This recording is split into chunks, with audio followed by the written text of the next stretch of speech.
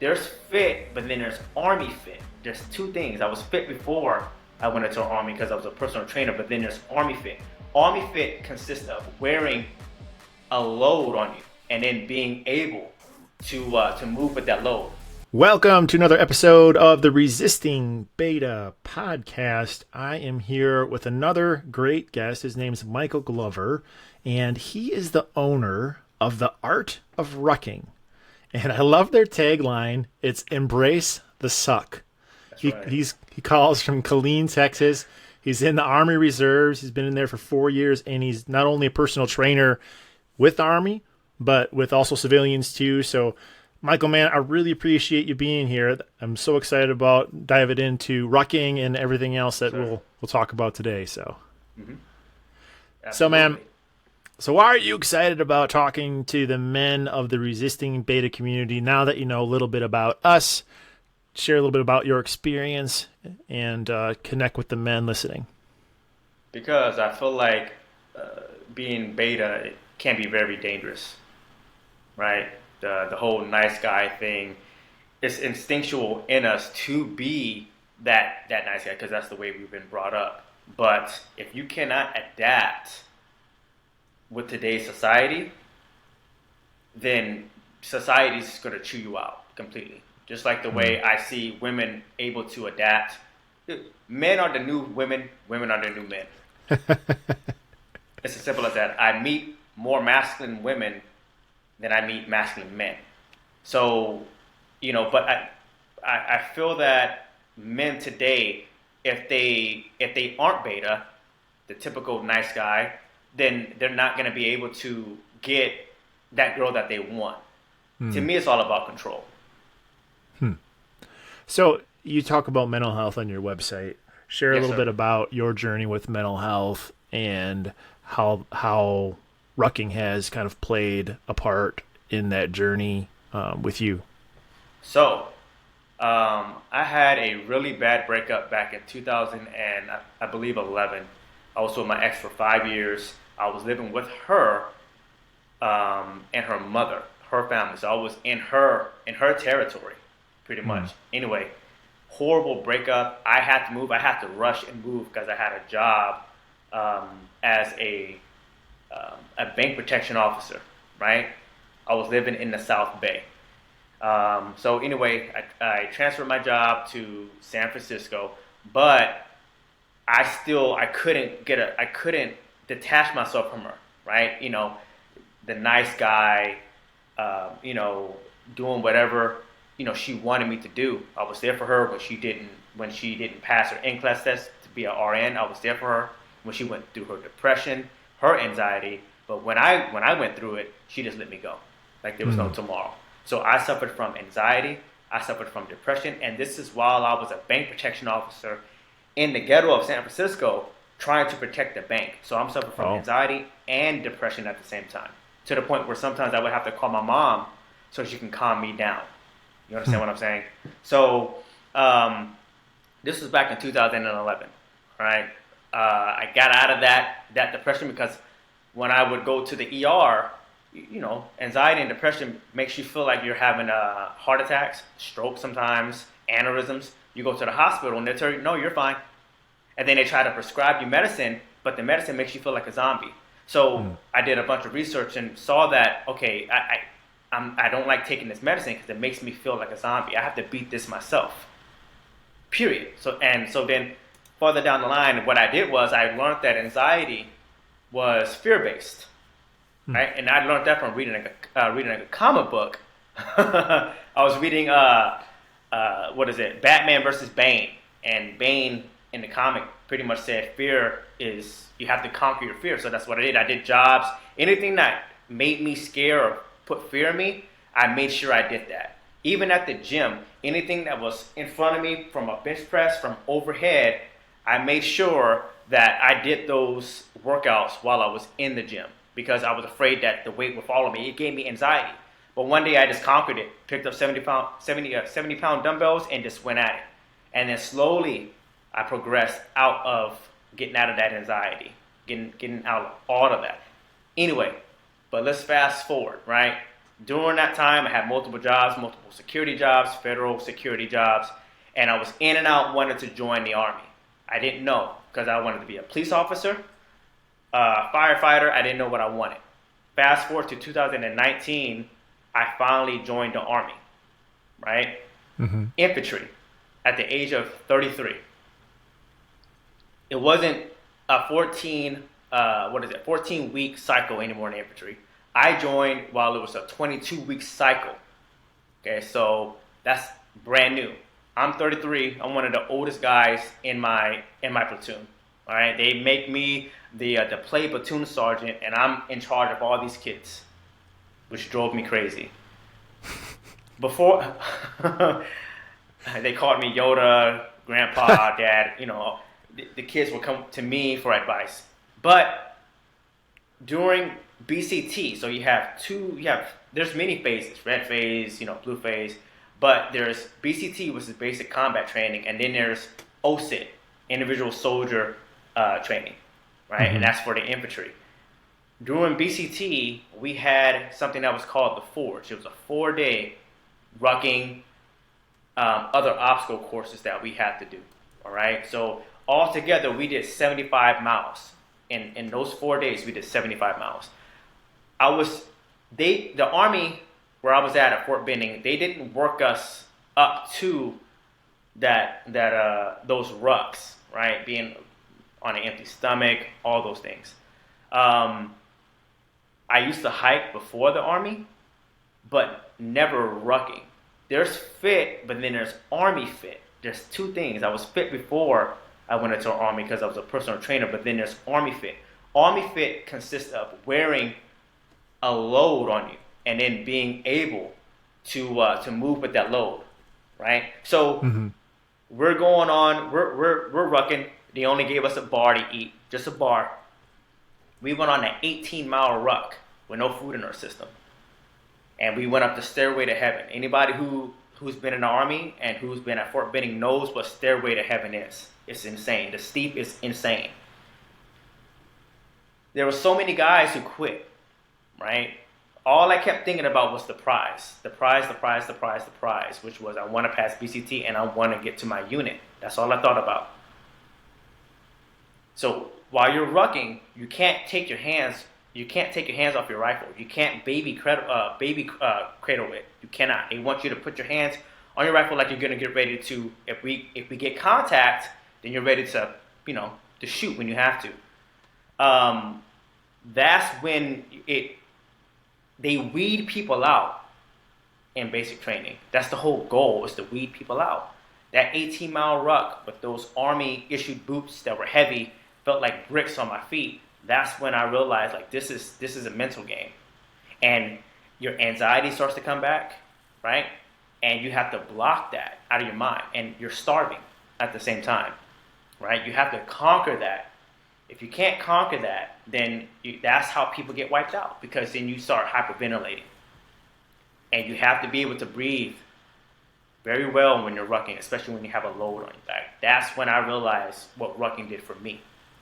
Period. So what do you think was the difference between your mental state and the guys that quit when you were put to those limits? You know what?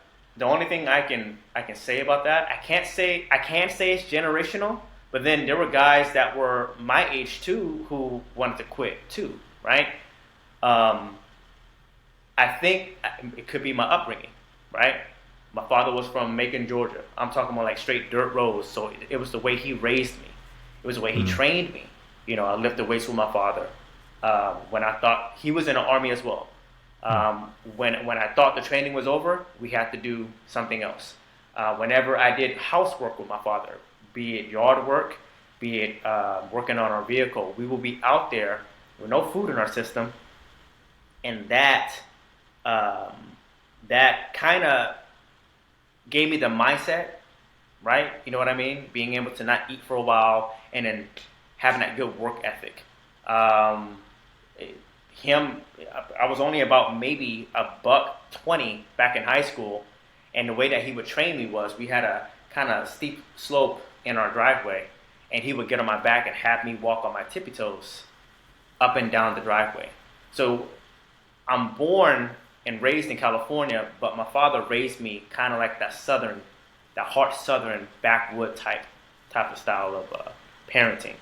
So, you know, I'll be 38 this month. So I'm a what's that? Born in '85. Remember 1988. Remember the '90s. So we played outside. You know, we drank from the water hose. You know, we didn't have the technology was there, but it wasn't as advanced as it is now. Constantly, you Right. wake up now. People wake up and they're on the cell phone, right? Hmm. You know, I think generational played a big factor, and just maybe just my upbringing as well. So it sounds like you had to go through a bit of a mental transformation after the breakup with Oh the yeah, with your yes. girlfriend. Um, so what were some of the steps that you took to resist your, the beta version of you or the. Oh man. um, Suffer from depression is no joke though. It's like the mind is backwards and the heart wants to go forward, and it has to be in sync to be able to get rid of that and be able to go forward. Uh, Steps. Oh my God, so many anxiety attacks that I had. Because my mind was still in the past, and can't live in the past. You got to go forward. I had to get over that and be able to move forward and move on. Um, I also had where I was living. I was living in the Bay Area during that time when I suffered from anxiety, and when I was living with my ex-girlfriend. So I moved back to Sacramento, California, where I'm from. So now I'm back in my territory. So now I got my parents there, I got my siblings there, I got my friends there. So I had a good support unit.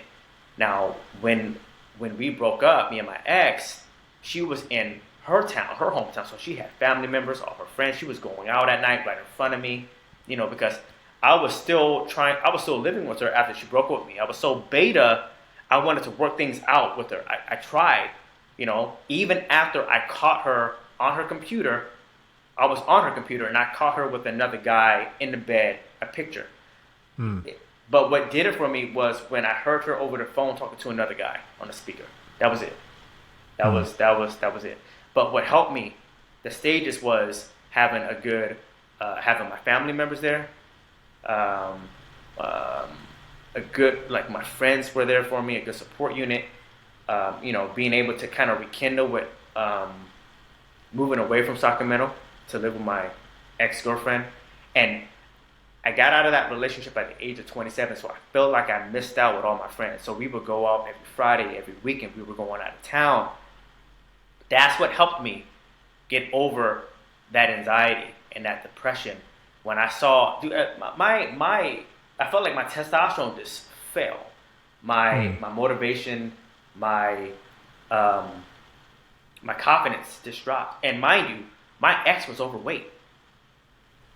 She was overweight, but she made me feel so low about myself to the point where I'm talking about even my hair fell out just from being so stressed. Hmm. Seriously, I had the waves going in, but now, but we rock it well. Yeah, man. But Bald is beautiful, brother. Bald is that's right, beautiful. that's right. But but that is what got me through it.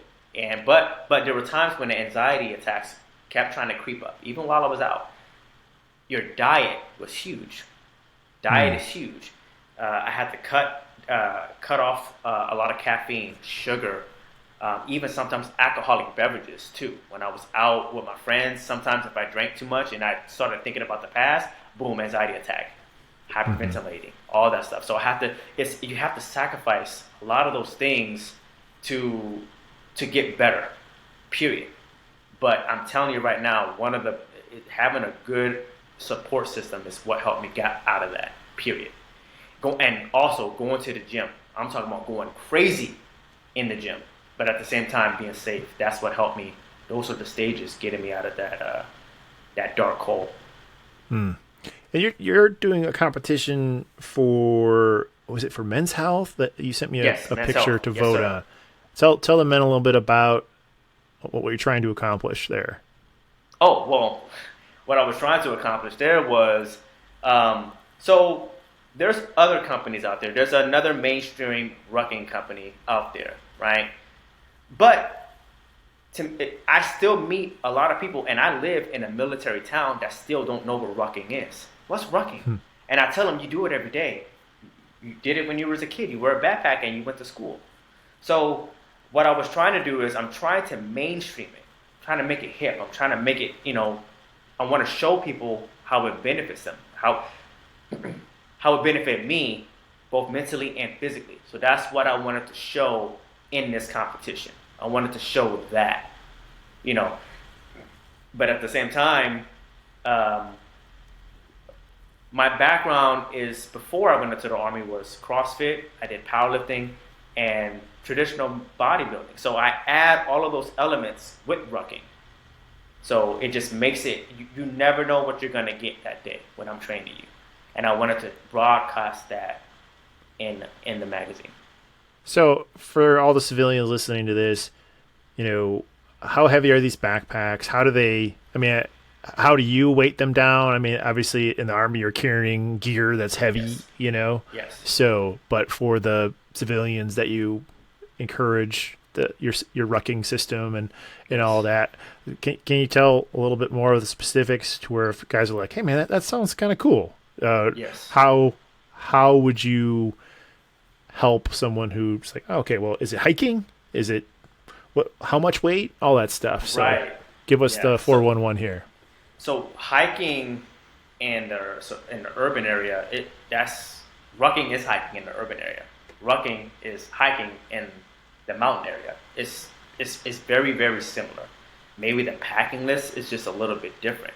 But the way that I train civilians in rucking I have a foundation, and it's from the ground up, because the first thing you want to develop is strong feet, right? So I have a system where I train people what I call a baby ruck. It can be a hiking backpack, it can be an assault pack that we call in the military, or just a typical backpack. You put a little bit of weight in it, right? Sometimes you can just you can put a bunch of shoes, or maybe even a circle weight or something to your standard. Maybe 10 pounds, 15 pounds, 20 pounds. I put them on a treadmill. Keep them straight. I incline it, right? All I'm doing is just working them up, getting them used to the ruck on them, right? I'll put up, most of the time it'll be like a 10-minute to maybe 30-minute ruck on the treadmill, just so their shoulders can get developed, so their hips can get developed, feet, strengthen up their feet, and they're not using any rucking boots yet. They're just using their typical tennis shoes. Mm-hmm. That's how I work the civilian up to become a good rucker. Okay. And the reason why I do that is because when I was in the Army, we didn't. When you're an infantry soldier, they just put you out there. Oh, you haven't rucked before? We're not going to work you up. We don't care. Here. So, you figure it out. That's what they tell you. You better figure it out. And you have to figure it out on the spot, because it teaches you how to adapt, right? But when I get service members that, they know what rucking is. So I don't really have to work them up. But when it comes to civilians, I do. The reason why I do that is because when I did the forge back in basic training, I suffered from inflamed tendons. So, and plus the boots that I was wearing were very heavy. They were the Army issued boots, and they were too small for my feet, maybe 2 sizes small. So I rucked like 72 to 74 miles in those heavy, small boots.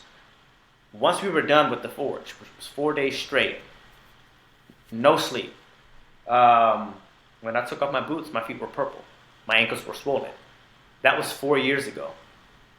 So to this day, after having protozoan shots, steroid shots in my ankles, I still suffer from tendonitis in my ankles. So What did that teach me? That taught me to create a foundation for people who have never rucked before. I'm training them from the ground up so they don't ever have to suffer for what I suffered. And so, So so they start out 5 or 10 pounds. How long do you suggest people to stay there? And then oh man, what's the gradual? it What do just you grow up depends. to, and how fast? It just depends. It depends on the Okay. individual. Some like one of my clients, my first client, he's a civilian. Um, I'm talking about he loves rucking. Okay, the minute I put that backpack on him on the treadmill, I mean I put him on a treadmill, right? Maybe a 10-pound ruck. Okay, fine. The next ruck was an actual, what was the baby ruck that I call, right? About the same type of weight, about maybe roughly 15 to 20 pounds. And we went rucking around the neighborhood. Okay, then he loved rucking so much, we went to the surplus store, the Army surplus store, and he bought himself an old school Alice pack, an actual ruck. And then I taught him how to pack it, right? I taught him how to pack it, and then that was it. Our first ruck was about 2 miles, okay? And then his father retired as a sergeant major in the Army, so he already had rucking boots for his son, my client. So he gave him his boots. The second ruck was about 4 miles, all right? No, sorry, the second ruck was 6 miles. But he loved rucking so much. After that 6 miles, we went 12 miles. Do you understand? Like, that is the Ranger School, and then 12 miles, that's what you have to do for Ranger School, but you have to get it, I believe, under either 2 hours or 1 hour. I can't remember.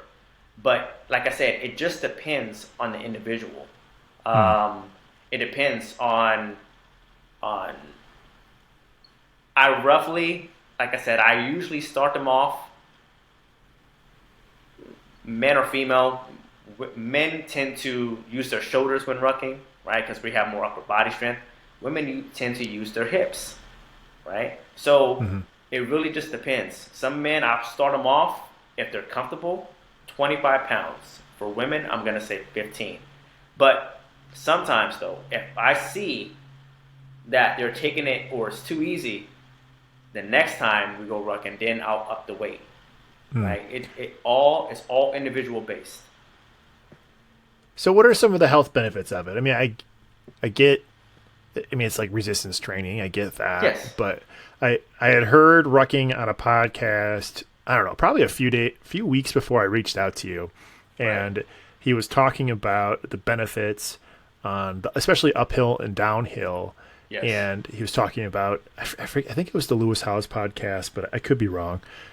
It was a guy who's like, yeah, well, I do a ruck for 5 or 6 miles 3 times a week, and he has a particular route that's challenging because it's so beneficial because of the downhill and the uphill on the muscles that engages. So can you tell the men a little bit about the health benefits? And it's not just like, oh, okay, well, you just put heavier stuff in a backpack and it just makes it harder, like let's dive into that a little bit.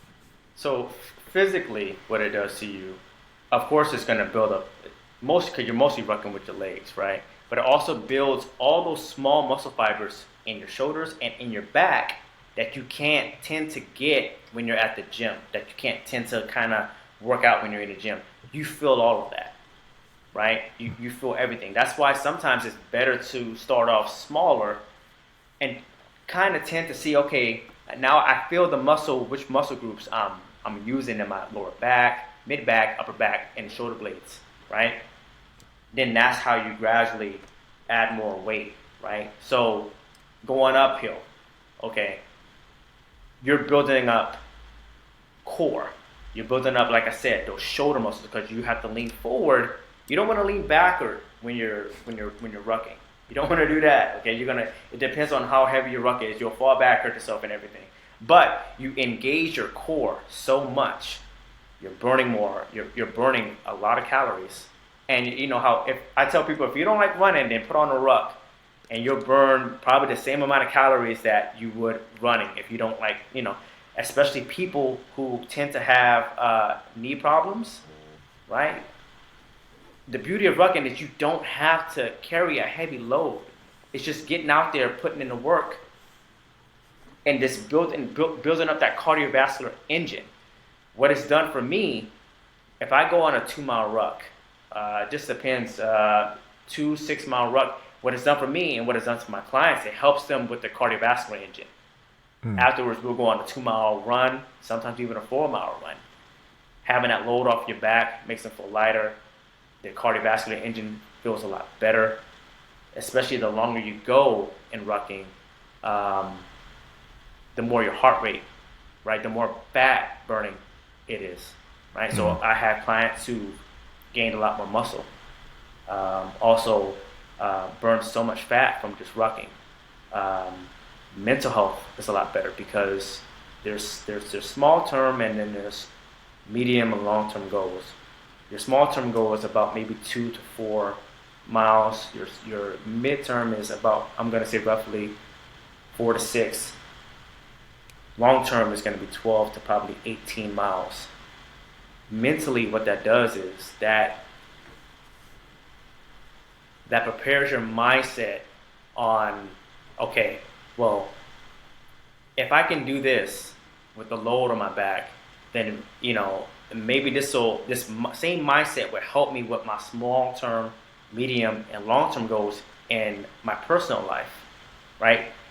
Sometimes it just takes time to get there, but mentally, I give them obstacles where they don't know what's coming, right? So during a ruck, I can pause. Let's say if we're doing a 4 mile ruck, after 2 miles, we go into a field and we're doing ruck exercises with our ruck pack, or I have cones with weights and I create an obstacle course just like that, right? Because in life, you don't know what's being thrown at you. You just never do. You just have to adapt when it happens. What I help my clients do is put them through that rigorous training, build up that cortisol level, that stress level, so that'll help them adapt in the real world. So mentally, another thing too is I give my clients a packing list. In the Army, if you're going on a ruck or you're going to the field, or if you're getting deployed or whatever, before you take off, you line up in a platoon, depends on your squad leader, because you have about maybe 4 squads, 5 squads in a platoon. Your squad leader or team leader, right? The squad leader, team leader is under the squad leader. All the privates, you line them up and you have them do a layout. That packing list holds you accountable. And if you're missing something from that packing list, now either you could be kind and tell them, well, hey, make sure you get that done, or you hold them accountable. And what I'm talking about holding them accountable is you better run from this layout to that tree over there 10 times. I bet you they won't forget anything again. So it's holding themselves accountable, and I relate that to if shit ever hits the fan. If you have a son or a daughter who may have asthma, or let's say they need to take insulin shots, that teaches them to hold themselves accountable. Okay, well, Michael taught me how to have a packing list before and keep it inside the trunk. So let's say if something does ever happen, you're ready to go. You make sure you got your medicine for your children, and you're set. So it holds the individual accountable, and that's what the Army. There's pros and cons to the Army, and that's what the Army taught me: is holding yourself accountable and others, and the people who are under you. So there's a lot of benefits. The way that I introduce rucking to people, there's a lot of benefits. I love that, man. Yeah, it's such a cool take on. I think that's something that most men are probably not getting enough time outside. No. So no. Taking advantage of both the benefits of being outside and then exercise, so you can get the benefits of the gym without having to go to the gym. Yes. I love the concept for sure, man. So it's camaraderie. Men need camaraderie these days. They need that brotherhood. For sure. Honestly, yes. Yeah, man, we started a group called the Resistingbeta Brotherhood. We meet every third Sundays, and it's been such a huge benefit for the guys that have been part of the group, just talking through They need the it. shit they're going through. Because one of the biggest mistakes most men will make is Yes. treating their girlfriend or their wife like their best Yep. friend and Absolutely. sharing everything with them Everything. Yep. without having a sounding board of men to first vet it first, right? So Absolutely. that I'm Absolutely. super passionate about the brotherhood and community component because most of my life going like the lone wolf type stuff where you just ah I don't want to mess with that because you No. haven't found the right group of men to surround yourself with. So I think that's one thing that military does for you is it kind of teaches you camaraderie, it teaches you that Yes. brotherhood, and it doesn't. Most people I've never been in the military Yeah. that Yeah. that isn't necessary. There aren't besides sports, which Mhm. end at probably high school and for some of us college. Yep. There isn't really a camaraderie component that you're forced into, right? Yes. So Yes. seeking that out, especially as we get older, to have healthy relationships both with yourself and with your partner, and Yes. being very intentional about male friendship. So I appreciate you Absolutely. mentioning that because I get to go on a little bit of a a little No. bit of a tirade there on You have community to. and brotherhood. So one of the questions I ask every single guest is, what does it mean to be a man to you? Having a purpose. Having a purpose, masculinity and everything. That's that I think that should naturally be in us, but they're just kind of wiping that out of us these days. Masculinity is bad for you, but I think having a Hmm. purpose is very very important. I think as a man, Yeah. without it, then it's you're lost. Hmm. You have to know your purpose in life, because I personally feel like if I feel like I'm not fulfilling that, if I'm not helping people, um, I'm telling you, I've met so many guys, young soldiers too, that just don't. They're lost. They don't know what to do with themselves every day. All they're doing is stuck playing video games, on the internet, doing what, um, without any sense of purpose. So and then with that's what I tend to give a lot of young men is it's what our ancestors did. You know what I Hmm. mean? When they went hunting and they rucking to me is it's just instinctual. It gives you a purpose. Okay, I got to do a 2 mile today. Okay, I got to do a 4 mile today. Okay, in that short period of time, that's your purpose, and you get it done. And after Hmm. that, that builds testosterone because you accomplished it. It doesn't matter how Hmm. long you. It doesn't matter who got done first, as long as you didn't quit. And that's in that small period of time, that is your purpose, and you got it done. You achieved it. You didn't So quit. what is your purpose, Michael? I'm kind of curious on your answer to that question. My purpose, I feel like, is to help. Is to help people. Period. Point blank. Because I've always done it. I've been Hmm. personal training since I've been 19 years old, and what is it? Uh, Bringing out the best version of people. You know what I mean? People don't have to be unhealthy, overweight, or anything like that. I feel like I'm here for that, and I feel like a lot of men's purpose, my purpose, is to help guide younger men. Not just younger men. There's even older guys than us who actually need guidance too. For sure. Because there's a lot of us for example, my buddy, 20, he got a divorce at the age of 21 years old in the army, and there's a lot of soldiers in the army who suffer from they get divorces, they get married young, divorced by the age of 20, right? Hmm. And a lot of those guys tend to call me because I was older in the platoon and ask me for my experience. I give them that. You know how good that feels to to know that they're getting out of that slump, that depression, anxiety attacks because you helped guided them. I didn't have Hmm. it. My father was there, but at the same time he wasn't there. A lot of the stuff that I learned was on my own. Who am I gonna vent to, right? There's other Hmm. guys out there, but they have children, they have kids themselves, so they don't. That people aren't gonna never. Most guys aren't gonna look at you as their own. You know, I didn't have that mentorship growing Hmm. up. I have to teach myself. I taught myself. But what Yeah. that sets, sometimes when you teach yourself without a mentor there, that sets you back, which is one of the reasons why I joined the army at the age of 33. I could have joined back when I was 18, Hmm. but no one was there to tell me, hey, these are the benefits of joining the army. After I joined the army, I have a house, I have a good federal. I'm a police officer on base. You see, so there were benefits. Hmm. That's I guess, with age, I mentor my. You don't want to mentor yourself. You want to have a mentor, but I think being able to mentor younger guys and just guys in general, that's my purpose. I feel. Love that.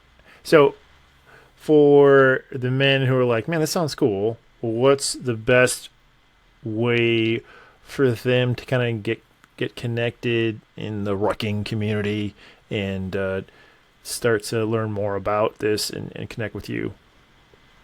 Well, I got my Instagram, which is the Art of Rucking, right? If they want to contact me, very easy, very especially if they're local. You got the Art of Rucking website, which is theartofrucking.com, and then there's also my IG, which is at the Art of Rucking. But then I also my personal training name is actually Michael Noexcuse. No excuses with me, man. So they can. I have two IGs. I have the Art of Rucking and also Michael No Excuse. Hmm. They can message me, DM me. It's very easy to get in contact with me. Very easy. My cell phone number is actually on my website. All they have to do is text me or call me, and then they can join the brotherhood or sisterhood, whatever. Sure. But very Man, you easy. got to show off I saw your T-shirts on your website. You got to show Oh, off that T-shirt quick, man. The so savage mindset. I this love one is that. savage mindset.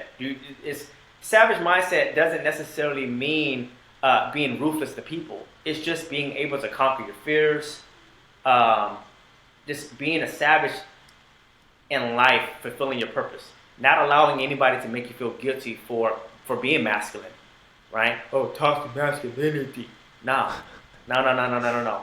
As a man, you have to have a purpose, and you have to fulfill your goals in life. Period. Point blank.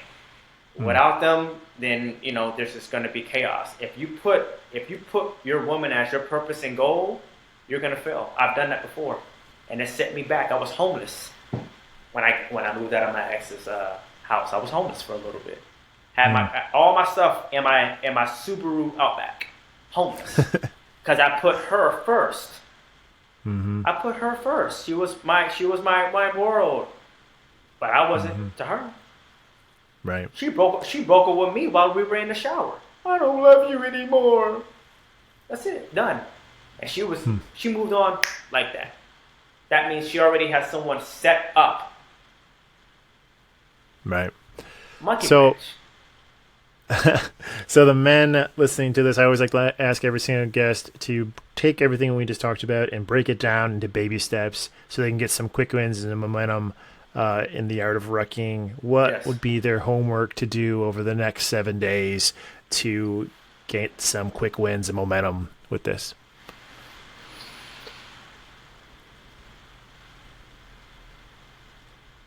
Develop strong feet. Develop strong feet. Be prepared to. Um, if you've never ever lifted or ever walked with weight on you, I highly suggest you either walk on a treadmill, right, for about 10 to 30 minutes, right, to just get used to walking. If not the treadmill, or start off with treadmill, then start walking in your neighborhood just to get used to walking. Some people don't even walk. Everybody has a backpack, and you can. The thing about rucking, the beauty of rucking is, as a civilian, in the army they give us CIF gear, right? So that means the army supplies us with gear. Very easy to pack your ruck. In the civilian world, you can just look at stuff around the house. Oh, there's shoes here, there's boots here. Oh, I'll put this in my ruck, right? So you slowly develop that on a treadmill. I highly suggest to get on a treadmill first to get used to that weight, right? And if you have a top strap and a bottom strap, it makes it even easier. That's why I highly suggest hiking backpacks. um, Consider try maybe a 1 to 2 mile ruck, either on your treadmill or in your neighborhood, right? And then you kind of just gradually move up. You can either stick with 2 miles per day or every other day throughout the week, and you step it up every day if you want to, or every other week. Hydration is key. Hydration is key. I'm talking about hydrating before your workout, during and after. That's why we have water sources while we're rucking as well, right? I drink about a gallon of water before my ruck because my doctor suggested I do, right? Because the amount of training that I do and my intense workouts, my kidneys overwork themselves. So hydration is key. Electrolytes during your ruck. Maybe you can. I was gonna say, to kind of you don't really have to down yourself with electrolytes during a 2 mile ruck because it's very easy. But depending on your fitness levels, water and electrolytes are very important during your rucks. Sometimes what I do too is I put them on a ruck, or I'll develop those muscle groups before we go on a ruck. So a lot of squats, a lot of shoulder presses, right? A lot of rows. I train people the muscle groups that we're using for a ruck, right? That's why it's called the Art of Rucking. I kind of developed them, like I said, from the ground up to get them as a better rucker. Socks are very important. Wool socks, because it keeps your feet from sliding. It sucks up all the sweat. It absorbs the sweat, right? Less blisters, right? Powder to soak your feet so your feet don't get too sweaty doing a ruck, so your feet aren't slipping and sliding. Sometimes I would say even compression shorts, right? That helps cool you down, keeps all the muscles and everything, lower extremities in place. And there's so much. Okay, there's a lot. How to pack your ruck to keep it close to your spine, to contort to your spine. Dude, oh man, that's all day. Yeah. Oh man. Well, Michael could talk all day on this subject, so we only have him for a short period of time. But you can reach out to him on his Instagram. We'll add that into the show notes. Michael, man, I really appreciate you being vulnerable with the men today and sharing your journey through kind of your own beta mindset and how you just did some hard shit to work through what some people use an excuse of a debilitating anxiety to developing a rock solid persona and shifting your state and masculinity. So I just want to honor you and acknowledge you for the journey that you're taking and sharing your story and giving back to the men. So I just really appreciate the journey that you've been on and investing back into the men. So thank you so much. No, thank you for having me on your podcast, and thank you for creating this. Get these men out of this beta mindset. Betas are dangerous. They are, man. Yeah, they're some of the most dangerous people to society because you never know. Because it puts people on their heels. Women can't trust them, and they don't know, and it messes it up for everybody. So they're very unstable. So absolutely. Well, I appreciate you being here, Michael. All the men are better for it. So thank you so much. Thank you.